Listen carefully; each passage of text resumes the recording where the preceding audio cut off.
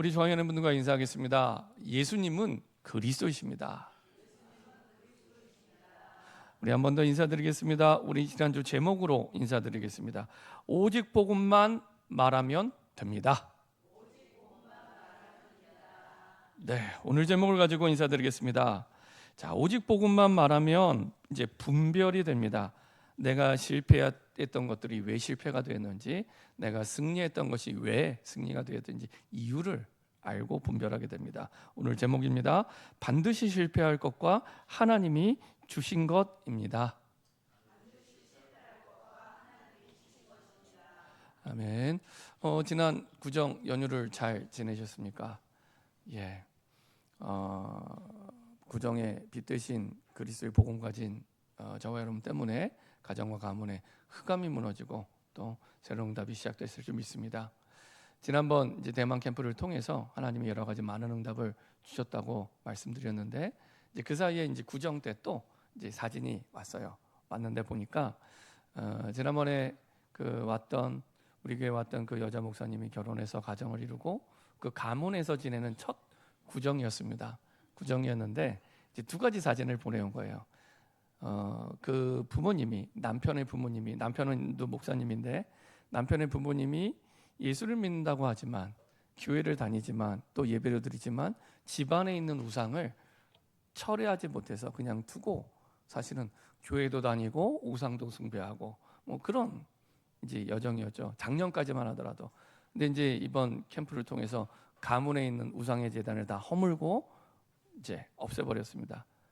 그래서 이제 가문의 우상을 없애고 첫 번째 드리는 예배, 그 예배를 드리고 사진을 찍었는데 얼굴이 너무 밝아요.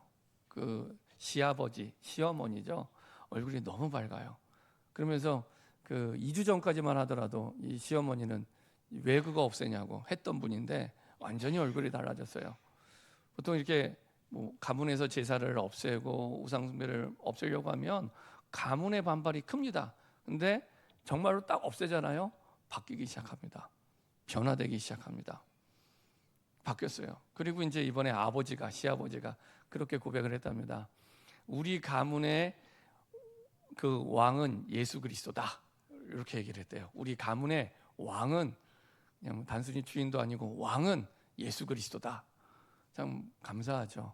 우상의 제단을 허물고, 그리고 가문의 주인이 바뀐 게 아니라 이제 그 가문에 하나님의 왕국이 세워진 겁니다. 하나님의 왕국. 그게 성경에서 말씀하시는 하나님의 나라입니다. 그래서 영어 성경에는 The Kingdom of God 항상 이렇게 표현합니다. 단순히 하나님의 나라가 아니라, 자꾸 하나님의 나라 하면은 자꾸 우리가 민주주의 체제에 살다 보니까 민주주의를 생각하는데, 하나님의 왕국은 민주주의가 아니라 신본주의입니다. 왕국입니다. 왕국. 하나님이 다스리시는 왕국입니다. 그래서 하나님이 주인 돼서 다스리는 가정과 가문이 됐어요. 그래서 그 사진을 보는데 너무 감사하고 너무 기쁘더라고요. 참 감사하다. 대만이 한 나라 전체가 다 우상을 섬기는 나라인데, 그 나라에 이제는 이런 가정이 구석구석 일어나 복음의 빛을 밝힐 수 있도록 기도해야겠다. 하나님의 모델적인 응답을 주셨습니다. 그래서 우리는 오직 복음만 말할 이유가 있습니다.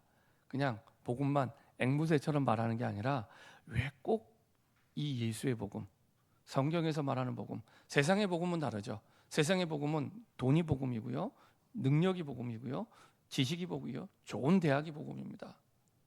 그게 복음인데 성경은 단 한 번도 그게 복음이라고 말씀하신 적이 없습니다. 성경은 오직 예수가 그리스도야.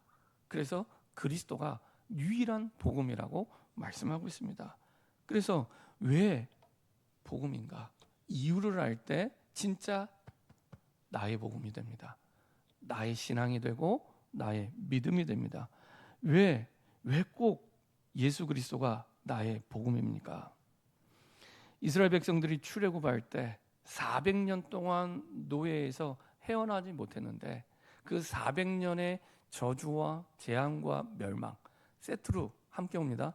저주와 재앙과 멸망이 그걸 끝내는 유일한 길이 예수 그리스도의 피였습니다.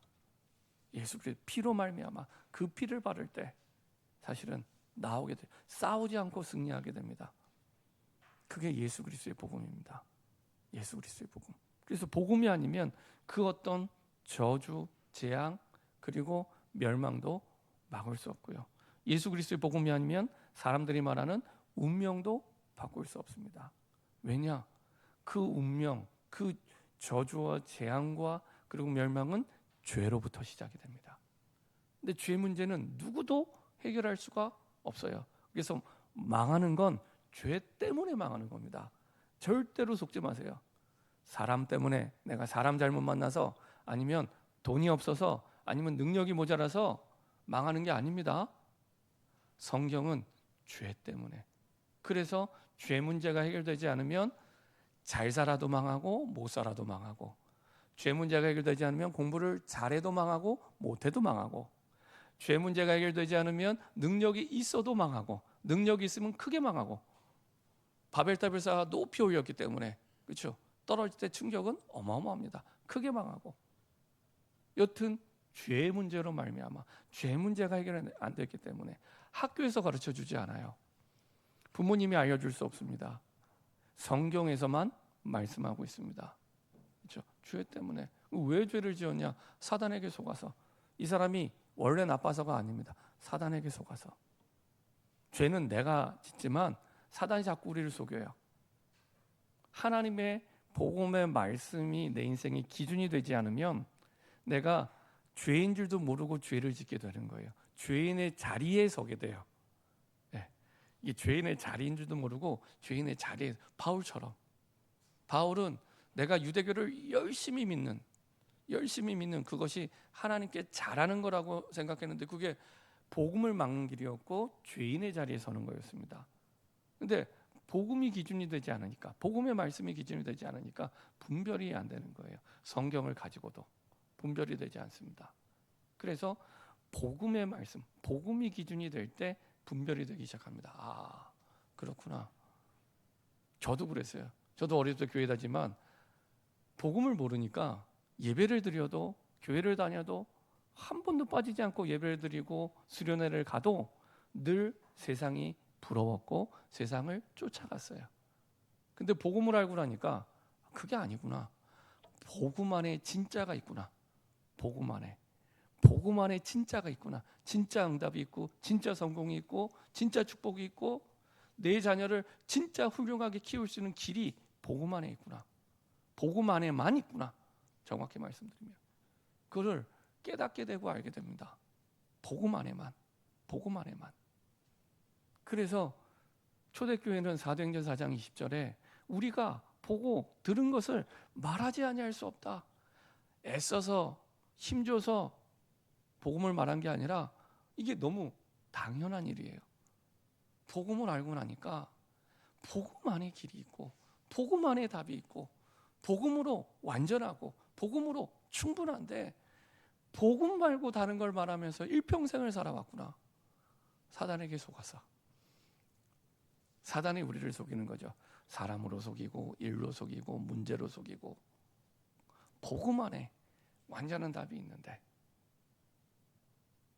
그 사단이 우리를 자꾸 속여요. 이길 수 있는 길은 복음밖에 없습니다. 이길 수 있는 복음밖에 없습니다. 아까 그 시아버지의 고백처럼 우리 가문의 왕이 예수 그리스도다. 그렇죠? 그게 내 인생의 고백, 우리 가문의 고백이 되면 됩니다. 그렇죠? 우리 자녀의 고백이 되면은 최고의 승리가 됩니다. 내 인생의 왕은 예수 그리스도다. 그렇죠? 우리 후대의 왕은 부모가 아니라 예수 그리스도다. 그렇죠? 내 직장에 일할 때 직장의 왕은 예수 그리스도다. 그렇죠? 내가 지역에 사는데 이 지역의 왕은 국회의원이 아니고 예수 그리스도다. 이 나라의 왕은 대통령이 아니고 예수 그리스도다. 그렇죠? 그 고백을 할 때 흑암이 무너지기 시작하고 하나님의 나라가, 하나님이 주인된 하나님의 나라가 임하게 됩니다.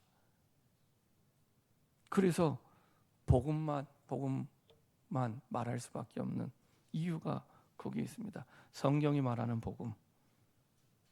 이 복음을 잃어버리고 하나님을 떠나 살다가 이제는 그것을 다시 회복해서 복음이 회복될 때 사람이 살아나고 사람이 회복되기 시작합니다.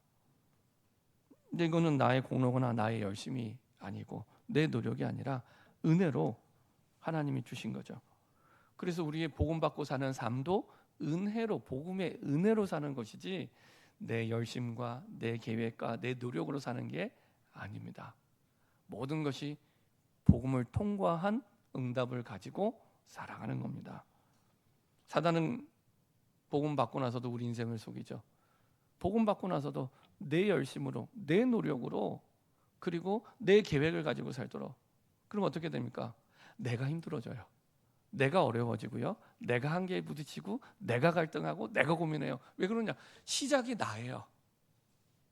복음을 받았는데 복음은 나의 공로가 아니라고 하는데 항상 시작이 나로부터 시작이 돼요. 예수를 믿는다고 하면서 나로부터 시작이 되고 예배를 드리면서도 나로부터 시작이 돼요. 그게 나를 어렵게 만드는 겁니다. 근데 바울은 갈라디아를 시작하면서 반대로 얘기합니다. 내가 나 된 것도 사람으로 된 것이 아니라 하나님으로부터 된 거예요. 시작이 달라요. 그리고 오늘 11절에도 다시 또 시작이 하나님으로부터 됐다고. 자, 우리 1장 1절 갈라디아서 1장 1절 한번 읽어보겠습니다. 시작. 사람들에게서 난 것도 아니요 사람으로 말미암은 것도 아니요 오직 예수 그리스도와 그를 죽은 자 가운데서 살리신 하나님 아버지로 말미암아 사도된 바울은 내가 누군지 알아? 나는 하나님으로부터 사도된 바울이야. 사람의 말로 사람의 노력으로 된 거 아니야. 그렇죠? 우리가 뭔가를 바꿔야지, 내가 이제 새롭게 시작해야겠다 라고 했을 때 가장 첫 번째는 내가 누구인지 내 정체성을 확인하는 게 가장 중요한 시작이 됩니다. 내 정체성. 지금 갈라디아 교회에 유대교 안에 예수를 믿는다고 하면서 아니야, 예수 믿는 게 다가 아니야. 예수를 믿지만 너희들 율법 지켜야 돼. 예수를 믿지만 할례 받아야 돼. 이거 안 하면 너 그거 못 받아 라고 얘기하는 거짓 교사들이 들어와서 혼란스럽게 만든 겁니다. 그래서 바울이요, 다른 그 어떤 때보다 화내면서 얘기하는 거예요. 복음을 변질시키기 때문에. 근데 그 복음은 어디서 왔냐? 내가 계획한 것도 아니고 내가 고민한 것도 아니고, 바울은 똑똑한 사람입니다. 뛰어난 능력자입니다. 그 시대의 당대 누구보다도 가장 뛰어난 스펙을 가진 사람입니다. 길리기아 다소에서 태어나서 13살 때부터 18살까지 랍비가 되기 위해서 예루살렘에 유학 와서 공부했던 사람이에요. 이미 스데반을 핍박하고 죽일 때 랍비가 된 사람입니다. 이미 그 자리에 스데반을 죽일 때 그 자리에 있을 때 그 자리에 팀장이에요. 팀장. 그 바울 앞에 옷을 벗어놓잖아요. 맡겨놓잖아요. 그 정도로 인정받는 아주 뛰어난 능력자입니다. 근데 그 머리에서 나온 게 아니라 하나님이 주신 거야. 그래서 내가 힘들고 내가 어렵고 내가 고민되고 내가 갈등하는 모든 것들은 시작이 왜 힘드냐? 나에서 시작된 거예요. 그게 창세기 3장입니다. 나에서 시작된 거예요. 그게 나를 어렵게 만드는 겁니다. 하나님께로부터 시작된 것은 나를 어렵게 만들지 않습니다. 나를 살립니다. 그게 복음이고 그게 모든 하나님의 우리 인생을 향한 계획입니다. 바울이 그것을 얘기하고 싶었던 거예요. 그래서 오늘 1장 11절에도 또 얘기합니다. 11절 12절 같이 한번 읽어보겠습니다. 갈라디아서 1장 11절 12절 형제들아 내가 너희에게 알게 하노니 내가 전한 복음은 사람의 뜻을 따라 된 것이 아니니라. 이는 내가 사람에게서 받은 것도 아니요 배운 것도 아니요 오직 예수 그리스도의 계시로 말미암은 것이라. 하나님으로부터 시작된 거지 나로부터 시작된 게 아니야. 그래서요, 나를 빨리 버릴수록 좋습니다. 나를 완전히 주님께 맡길수록 좋습니다. 찬송가 288장 2절에 보면은 시작이 이렇게 됩니다. 그 크로스비가 지은 찬양이잖아요. 온전히 주께 맡긴 내용, 이렇게 시작이 됩니다. 온전히 주께 맡긴 내용.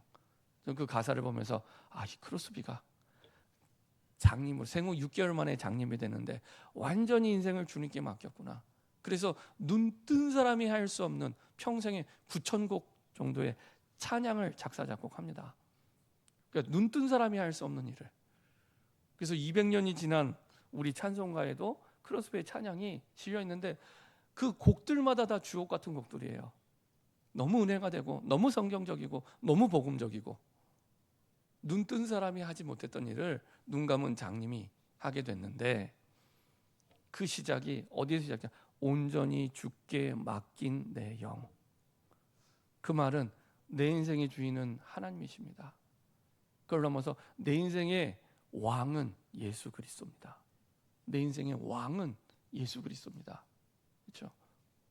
온전히 주께 맡긴 내 영. 그때부터 뭐가 다르냐? 내 귀에 하나님의 음성이 들리기 시작. 결론에 말씀드리겠지만 내 귀에 그때부터 하나님의 음성이 들리기 시작해요. 사실은 내가 힘든 건 내가 나를 올감해서 시작이 항상 나였어요. 문제를 만나면 고민하는 것도 나였고요. 답을 찾는 것도 나였고요. 그 고민에서 닿는 답도 내 머릿속에서, 내 경험 속에서, 내 지식 속에서 나왔지 한 번도 나를 힘들게 한 그것이 하나님의 말씀 속에서 답이 나온 게 아니에요. 하나님의 말씀 속에서 그 답을 따라간 것도 아니에요. 그게 나를 어렵게 만드는 겁니다. 그게 나를 힘들게 만드는 겁니다. 그래서 내가 힘들다, 내가 어렵다, 내가 고민된다, 갈등된다 항상 기억하시기 바랍니다. 이게 하나님으로부터 온 게 아니라 나로부터 시작이 됐구나. 바울은 그것을 계속해서 말씀하세요. 우리가 복음을 받은 것이 하나님이 은혜를 주셔서 복음 받은 거 아니냐, 나로부터 시작됐냐. 에베소서 2장 8절 9절 너희가 그 은혜로 말미암아 구원을 얻었나니 이것이 너희에게서 난 것이 아니요. 그렇죠? 우리에게서 난 것이 아니야. 하나님의 은혜로 복음을 받았는데, 그러면 내가 지금 고민하고 내가 어렵다고 하는 거, 힘들다고 하는 거, 그게 어디로부터 시작이 됐냐? 하나님으로부터 시작이 됐냐? 나로부터 시작이 됐냐? 우리가 예수를 믿는다고 하고 예수를 주인으로 고백하고 예수님이 나의 왕입니다 고백했는데 항상 시작이 나예요. 그게 나를 올가매어서 올무가 되고 그게 나를 무너뜨리는 겁니다. 나를 어렵게 만드는 거예요. 하나님으로부터 시작된 건 나를 묶지 않습니다. 하나님으로부터 시작된 것. 바울이 우리가 지금 1장을 보고 있는데 2장, 3장, 4장, 5장, 6장까지 계속 그 얘기예요. 나로 시작되는 게 아니야. 하나님으로부터. 내가 나된 거, 내 정체성도 하나님으로부터. 내가 복음받은 그 복음도 하나님으로부터. 사람의 복음은 사람이 만들어서 사람이 전달하고 사람이 얘기하죠. 하나님의 복음은 하나님으로부터. 그래서 하나님이 하늘 보좌를 버리시고 우리를 살리기 위해 직접 오셔서 길을 여신 겁니다. 인생을 길이라고 하잖아요. 그 인생의 길을 여신 겁니다. 그렇죠? 이게 얼마나 어마어마하냐. 많은 핍박 속에서 바울이 전혀 흔들리지 않을 바탕이 됩니다. 분명히 흔들려야 되는데, 분명히 무너져야 되는데, 이 정도의 핍박과 어려움이면 망해도 몇 번을 망해야 되는데 망하지 않은 정도가 아니라 흔들리진 않아요. 왜냐? 흔들릴 이유가 없고 흔들릴 필요가 없는 그 바탕이 준비되어 있기 때문에, 중요한 것을 가지고 있기 때문에. 그 시작이 사도행전 9장입니다. 사도행전 9장입니다. 바울은 조직적으로 유대인들이 바울을 계속 죽이려고 했어요. 그냥 한번 죽여볼까 이게 아니고요. 조직적으로. 얼마나 스트레스 받고 어려웠겠습니까? 조직적으로 죽이려고 했는데요. 내가 저 바울을 죽이지 않으면 내가 밥도 먹지 않겠다. 40명이. 이번에 보니까 부산에서 어떤 청년이 자기 집에 들어가다가 한 대 맞고 쓰러져서 기절했어요. 어려움을 당했습니다. 거기에다 재판이 열렸는데 보니까 묻지마 폭행을 당해서. 근데 13년 형을 선고받았는데 감옥 안에서 1년이 추가가 됐대요. 1년이. 왜 추가됐냐? 나가면 죽일 거야. 나가면 내가 반드시 잡아서 내가 또 혼내줄 거야. 이거를 1년 내내 계속 반복을 하더래요. 자기 그 감옥 안에 있는 동료들한테. 그래서 1년형이 더 추가가 됐어요. 근데 그 소식을 들은 사람이 1년으로 부족하다. 내가 이 사람 때문에 얼마나 지금도 감옥 안에 있는데 이 사람은 그 트라우마 때문에 정신과 치료를 받으면서 계속 시달려요. 언제 또 내가 이 사람이 나와서 나를 죽이지 않을까? 그 두려움 속에 1년 갖고 부족하다. 평생 나오면 안 된다. 이런 생각을 이 피해자는 갖겠죠. 바울은 40명이 쫓아다녔다니까요. 바울을 죽이지 않으면 내가 밥도 먹지 않고 내가 쫓아다녔다. 아니 그 40명한테 바울이 무슨 잘못한 게 있습니까? 뭘 해를 끼쳤습니까? 없어요. 복음만 말했는데. 근데 40명이 죽이겠다고 평생을 가는 곳마다 쫓아다녀요. 감옥에 들어가지도 않아요. 이 40명은. 보통 사람 같으면은요 머리털 다 빠지고 스트레스 받아갖고 죽어야 돼요. 조직적으로 이 바울을 괴롭히고 힘들게 했습니다. 바울이 할 수 있는 건 도망가는 일밖에 없었어요. 이 사람들 피해서. 도망가면서도 살려달라고 기도한 게 아니고 도망가면서 복음을 전해요. 너무 놀랍지 않으세요? 도망가면서도 복음을 전하고 신기한 건 그 복음을 전할 때마다 또 하나님이 역사하세요. 그리고 하나님이 열매 맺게 하세요. 이런 일들이 평생. 거기에다가 그 시대 가장 강대국이라는 로마가 또 바울을 죽이려고 했고요. 거기에다가 오늘은 이제 갈라디아서에 보면은 초대교회 안에 같은 예수를 믿는 사람들이라고 하는 사람들이 이제 유대인 가운데 개종한 기독교인들입니다. 같은 예수를 믿는다고 하는 사람들이 또 바울을 괴롭히는 겁니다. 아유 저 바울 사도 아니야. 바울 이제 그 사도도 아니고 그가 한 말 그 복음 아니야. 그 예수의 복음 말고도 예수의 복음 플러스 진짜 율법 잘 지켜야 돼. 예수의 복음 플러스 그래서 너희도 할례 받아야 돼. 세례 받아야 돼. 이렇게 자꾸 얘기하는 거예요. 그래서 바울은 바울의 신변 때문에 화가 난 게 아닙니다. 바울의 전한 복음을 변질시키는 거예요. 그래서 그거를 일일이 다 설명하는 겁니다. 갈라디아서에서. 사실은 내가 이렇게 사도가 됐어. 사람으로부터 내가 사도가 된 게 아니라 하나님으로부터. 그리고 내가 받은 복음은 내 머리에서 나온 거 아니야. 내 경험에서 나온 거 아니야. 하나님으로부터. 그를 구체적으로 일일이 다 설명하면서 오히려 더 선명한 복음을 말하게 되죠. 자, 이렇게 복음을 찾아낸 바울. 시작이 내 것이 아니라 하나님으로서 시작된 바울. 이렇게 되면 어떻게 됩니까? 첫 번째로 힘없는 사람처럼 보여요. 이런 사람들이. 바울은 세상적으로 보면 힘없는 사람처럼 보입니다. 약하고 쫓겨다니고 매맞고 감옥에 갇히고 그것도 한두 번도 아니고 거기에다가 풍랑 만나고 죽을 뻔하기를 여러 번. 근데 하나님이 주신 것, 하나님으로부터 시작된 하나님이 주신 것을 찾아내면 그때부터 역사가 달라집니다. 그게 11절 12절입니다. 엘리야가 그랬습니다. 엘리야가 호렙산에서 조용히 하나님 앞에 무릎 꿇었을 때 850대 1로 싸울 때 듣지 못했던 하나님의 음성을 듣고 완전히 새로운 시작을 합니다. 어떻게 시작을 합니까? 엘리야야, 너 혼자가 아니라 너 말고도 7천 제자가 있어. 바알에게 무릎 꿇지 않은 7천 제자. 그래서 사실은 그 제자들을 통해 완전히 새로운 시작이 됩니다. 가정에 어려움이 오면 다들 원망하고 낙심하고 흔들립니다. 그러면 절대로 이 진리 복음을 못 찾습니다. 이때 하나님 앞에 조용히 엎드린 사람이 있습니다. 확실한 걸 봤어요. 꿈에 나타날 만큼. 그 사람이 누굽니까? 요셉입니다. 꿈에 나타날 만큼 확실하게 복음을 봤던 요셉. 이때부터 요셉이 가는 길은 전부 응답이 됐어요. 노예로 가도 응답, 감옥에 가도 응답, 총리가 돼도 응답. 그 총리가 되면 좋을 것 같잖아요. 나이 서른에 총리가 됐다고 생각해 보세요.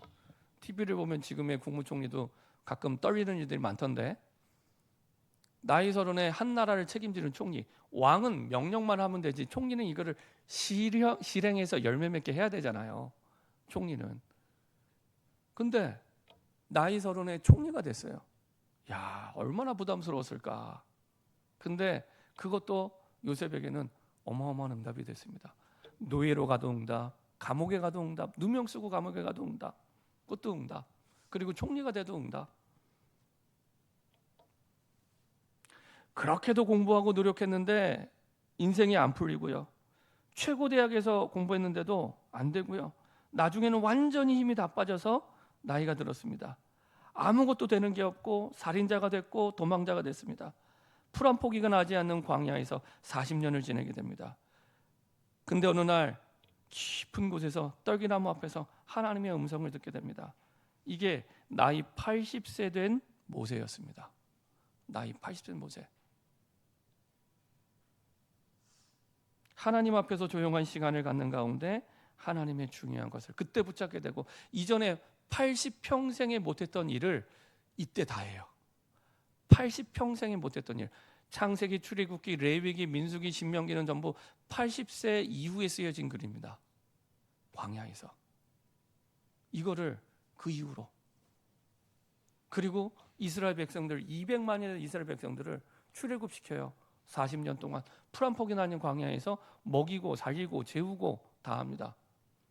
3박 4일 수련회 가는 것도 우리가 회비 내고 가는데 힘들다고 하고 얘기를 하잖아요. 200만을 회비도 안 받고 40년을 먹이고 재우고 입히고 살려서 더 부흥시켜서 약속의 땅에 들여보내게 됩니다. 이게 모세예요. 80세 이후에 하나님이 사무엘과 다윗을 크게 쓰신 이유는 하나입니다. 어려서부터 하나님의 음성을 듣는 하나님의 것으로 시작을 했어요. 시편 78편 70절 72절, 아무도 없는 양만 있는 목동 시절에 하나님의 음성을 듣는 그때 하나님은 다윗을 선택하십니다. 양우리 있을 때.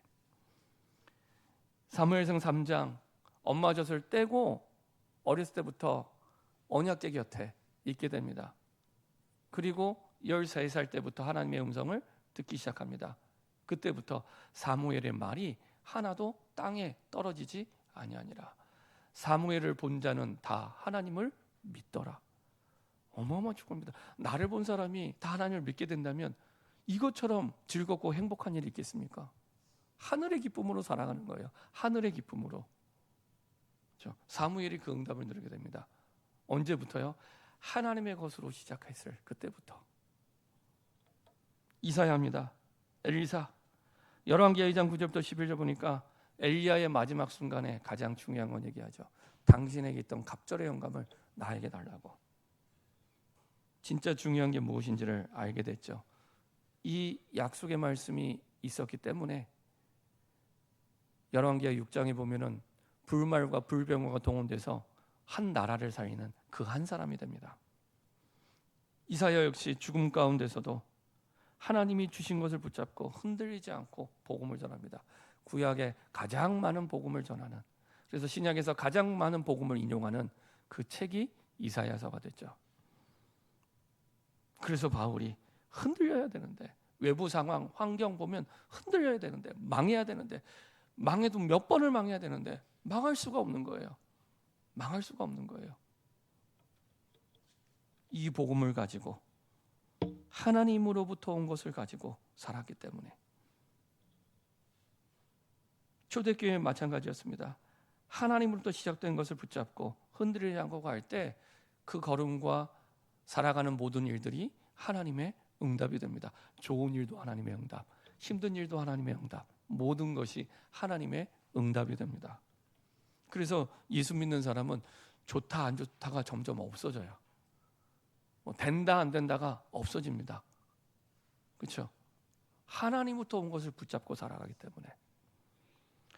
바울은 하나님이 주신 것을 붙잡고 전혀 흔들리지 않고, 흔들리지 않는 정도가 아니라 감사했죠. 16절입니다. 갈라디아서 1장 16절 같이 합독하겠습니다. 그의 아들을 이방에 전하기 위하여 그를 내 속에 나타내시기를 기뻐하셨을 때에 내가 곧 혈육과 의논하지 아니하고. 계속해서 입니다. 내가 혈육과 의논해서 이 은혜를 받은 게 아니야. 그의 아들을 이방에 전하기 위하여 그를 내 속에 나타내시기를 기뻐하셨어. 누가요? 하나님이. 그래서 사도행전 13장 1절부터 4절, 바울은 전혀 들어오지 않고 드디어 선교사로 파송을 받아요. 네. 이렇게 성령의 인도를 받을 때 가는 곳마다 성령의 역사를 체험하고 성령의 열매를 맺게 됩니다. 총독이 우상 숭배하는 사람이에요. 그러니까 지역이 얼마나 흑암과 혼돈의 현장이었겠습니까? 지도자가 우상 숭배를 하면요, 이거는 지도자 한 사람의 문제가 아니라 그 지역, 그 나라가요, 어마어마한 어려움을 당하게 됩니다. 일본이 그렇고요, 대만이 그렇습니다. 지도자가 우상 숭배하는 건 다른 차원의 문제입니다. 그래서 우리가 지도자를 위해서 기도해야 돼요. 우상 숭배하지 않도록. 사도행전 16장 6절부터 10절, 가는 길에 길이 막혔는데 이게 길이 막힌 게 아니라 오히려 진짜 복음을 회복하고 진짜 전도의 문들 열리는 중요한 시작이 됩니다.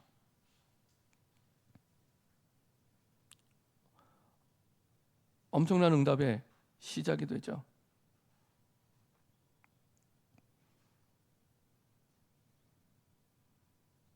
그래서 하나님께서는 그 현장의 응답을 새롭게 시작합니다. 우리가 이 답을 가지고 있는데 문이 막힌다면 굉장히 그때는 중요한 하나님의 시간표가 시작이 됩니다. 우리 인생 가는 길에 혹시 문이 막혀 있습니까? 그러면요, 굉장히 중요한 시간표의 시작이 됩니다. 그게 바울이었습니다. 바울이 놀다가 문이 막힌 게 아니라 전도하는데 문이 막혔어요. 자기의 가장 중요한 사명을 감당하는데 문이 막혔어요. 그때가 바울 일생일대의 중요한 응답의 시간표가 됩니다. 전 유럽의 역사를 바꾸는 전환점이 됩니다. 그때가. 그래서 내가 하나님이 주신 것을 가지고 살아가는데 문이 막혔다? 진짜 중요한 하나님의 시간표입니다. 마게도냐로 오라는 겁니다, 바울에게. 그래서 마게도냐에 성령 인도 받아 갔더니 그곳에 하나님의 역사가 시작이 됩니다. 귀신 들린 그 여종이 예수를 믿게 되고요. 그리고 하나님의 나라가 임하게 되고 열매를 맺게 됩니다. 응답의 문들이 열리게 되죠. 이런 중요한 응답의 시간표가 됩니다. 새로운 응답의 문이 열리게 됩니다. 사도행전 19장 21절, 내가 로마도 보아야 하리라. 드디어 한 사람의 도망자였던 이 바울이 로마 복음을 향해 가게 됩니다. 사도행전 23장 11절, 내가 가이사 앞에 서야 하리라. 하나님이 다시 확신을 시켜줍니다. 그것이 너에게서 난 것이 아니라 하나님이 주신 것이라는 걸 확인시켜 주시죠. 그리고 사도행전 27장 24절, 풍랑 가운데 확실하게 책임져 주십니다. 이게 하나님의 역사입니다. 내가 하나님의 것을 붙잡고 가는데 풍랑을 만났다. 하나님이 확실하게 책임져 주십니다. 그리고 그 풍랑을 잠재우시고 오히려 바울과 함께하는 276명의 사람을 살리게 되죠. 그렇죠? 바울은 계속 쫓겨가고 있는데 쫓겨가는 인생이 아니라 하나님의 주권 속에 있는 인생이었습니다. 이것이 저와 여러분들에게 주신 축복입니다. 길이 막혔습니까? 어려움이 와 있습니까? 괜찮습니다. 중요한 건 하나님이 주신 것을 가지고 내가 인도받는 여정 속에 있냐, 그 차이입니다. 하나님의 언약으로 확정해 주신 내 가치를 알아야 됩니다. 내 가치. 바울은 그 가치를 확신하고 있었습니다. 바울은 그 속에서 미래의 것, 그 이후의 것도 알고 있었기 때문에 흔들릴 필요가 없었습니다. 미래도 알고 간 거예요. 이대로 가면 나라가 역사 속에 반복되었던 것처럼 핍박 당하다가 망하겠구나. 바울의 생각대로 주후 70년, 이 갈라디아서를 쓸 때가 주후 56년에서 60년경입니다. 그로부터 한 10년 뒤에 드디어 이스라엘이 망해요. 예수님의 예언대로 돌 하나 위에 돌 하나도 남지 않고 성이 완전히 무너지고 완전히 어려움 당하게 됩니다. 그 수백 명의 사람이 자살하게 되고요. 그 디도 장군에 의해서 망하게 될 때, 그리고 많은 아이들이 죽습니다. 빼내온 아이들도 많이 죽고 임산부들도 죽습니다. 웬만하면 임산부는 안 죽이는데요. 배 안에 아이가 있는데 죽여요. 군인이 그거를 구별해서 누구는 살리고 죽이고 그럼 다 죽이는 겁니다. 다 죽이고 망하게 됩니다. 그래서 바울은 이런 미래를 두고 이스라엘 민족이 고통당할 줄 알고 있었기 때문에 시급하게 가는 걸음마다 복음을 전하게 됩니다. 시급하게. 이렇게 핍박했던 로마는 어떻게 됐습니까? 주 79년에 로마 밑에 있는 도시 폼페이가 화산 대폭발로 도시 전체가 잿더미가 됩니다. 도시 전체가. 그러고도 사실은 그 사인을 못 알아듣고 250년 동안 10명의 황제들이 또 핍박을 하게 됩니다. 근데 결국에 어떻게 됐냐? 주 313년 로마의 콘스탄틴 황제가 신앙을 고백해요. 이 기독교인들을 믿는 예수가 구원자 그리스도다 고백을 합니다. 그리고 이 예수 그리스도를 믿으라고 모든 백성에게 선포하게 됩니다. 결국에 하나님이 주신 복음대로 하나님의 역사를 이루게 됩니다. 결론입니다. 어떻게 이 하나님의 것을 받을 수 있습니까? 하나님이 이미 준비해 놓고 기다리고 계십니다. 조금만 진심으로 하나님 앞에 서라. 진심으로 서라는 얘기는 갈라디아서 2장 20절, 우리가 다음에 말씀 보겠지만 갈라디아서 2장 19절부터 21절에 보면은 나와 있습니다. 그 찬송가 288장 2절에 있는 그 가사대로 내 영혼을 하나님께 맡기는 겁니다. 내 인생을 하나님께 맡길 때, 그때 시작이 됩니다. 맡길 때, 주인이 바뀔 때, 예수님이 나의 진짜 왕이 될 때 시작이 됩니다. 갈라디아서 2장 19절부터 21절 한번 읽어보겠습니다. 19절부터 21절입니다. 갈라디아서 2장 19절부터 21절 같이 합독하겠습니다. 내가 율법으로 말미암아 율법에 대하여 죽었나니 이는 하나님에 대하여 살려 함이라. 내가 그리스도와 함께 십자가에 못 박혔나니 그런즉 이제는 내가 사는 것이 아니요 오직 내 안에 그리스도께서 사시는 것이라. 이제 내가 육체 가운데 사는 것은 나를 사랑하사 나를 위하여 자기 자신을 버리신 하나님의 아들을 믿는 믿음 안에서 사는 것이라. 내가 하나님의 은혜를 패하지 아니하노니 만일 의롭게 되는 것이 율법으로 말미암으면 그리스도께서 헛되이 죽으셨느니라.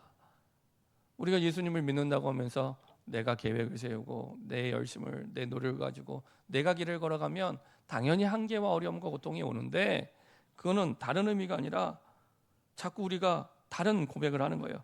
그리스도께서 헛되이 죽으셨느니라. 그 고백을 우리가 하면서 사는 겁니다. 분명히 나를 위해 십자가에서 죽으셨는데 나를 위해 그 죽음을 헛되이 가는 겁니다. 그래서 나를 완전히 맡기게 될 때 조금 진실되게 하나님 앞에, 짧아도 괜찮아요. 5분만 그렇게 있어도 돼요. 중요한 건 우리 중심이고 우리의 진심이기 때문에 그 시간의 강단 말씀을 통해 또 기도 카드를 통해 그리스도를 고백하고 또 우리의 여정에 대해서, 망대에 대해서, 이정표에 대해서 나와 있는 채찍질 기도를 통해 확인하시면서 하나님 앞에 서시기 바랍니다. 이때부터 복음의 누림이 시작됩니다. 하나님의 음성이 그때부터 들리기 시작해요. 나를 맡길 때부터, 예수님이 나의 주인 된 그때부터, 예수님 나의 왕 된 그때부터 하나님의 음성이 들리기 시작해요. 이전에는 들어도 다 지나가는 얘기였는데 이제는 진짜 들리기 시작해요. 내 마음에, 내 생각에. 그때부터 보이기 시작해요. 내 마음에 담기니까 보이는 게 달라져요. 하나님이 다 준비해 놓고 우리를 부르셨구나. 요셉이 노예로 가는 것도 하나님이 준비해 놓고 부르셨구나. 누명을 쓰고 감옥 가는 것도 하나님이 준비해 놓고 요셉이 부르시는 거였구나. 총리가 되는 것도 하나님이 부르셔서 준비해 놓은 거였구나. 보이기 시작합니다. 그리고 그때부터 증거가 오기 시작합니다. 사람 사이는 일이 나타나고요. 치유의 역사가 시작이 됩니다. 혹시 주변에 치유할 사람 있습니까? 바꿀 사람 있습니까? 이렇게 하시면 돼요. 나부터. 이게 시작입니다.